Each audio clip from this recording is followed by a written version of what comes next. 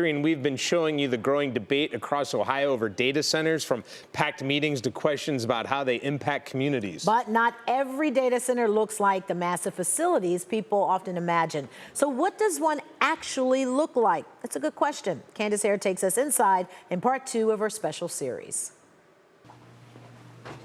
The first thing you notice when you walk in is the sound, the unrelenting hum of air conditioning and equipment running non-stop. This is Fairlawn's data center. But unlike the large-scale facilities now at the center of statewide debate, this one is much smaller, supporting a local internet service. Ernie Staten is the Director of Public Service for the city of Fairlawn. Fairlawn Gig started as a fiber-to-the-home project in 2015 with the idea that we were selling internet to the residents and businesses of the community.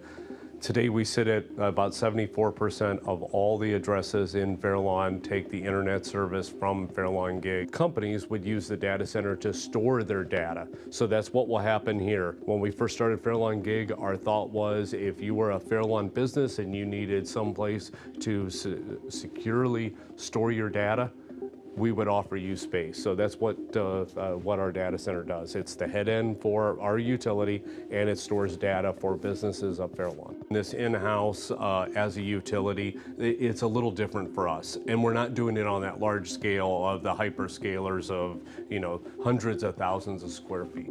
Inside, it's organized, rows of cabinets, 26 in total, 9 currently in use, each holding servers, storing and moving data for local customers and businesses. A top priority is keeping this facility cool. There's an air conditioner at this end, air conditioner at this end, and then the whole room has air conditioning. So until we decided to do this room would get to about 100 degrees. That's kind of the breaking point. Anything over 100, you start to worry about equipment. Yeah. So now, you're in here, it's not even close to 100 degrees. No, not even close. But that cooling is also why you have this sound. Now, it's more than just the sound. The facility I visited is built to serve one community, supporting local internet service and a smaller scale data storage. But the data centers now driving debate across Ohio operate on a very different level. And instead of dozens of cabinets, they have thousands. And instead of serving just one community, they serve entire regions and sometimes even global systems. So I imagine that means a very different level of energy demand would be happening in that as well. That's a different footprint, Candice. Much different. And that's what's really driving the debate right now. Yeah, and people are definitely debating about it, letting their thoughts be heard. All right, Candice, really good series, very interesting. Very interesting. Thank you.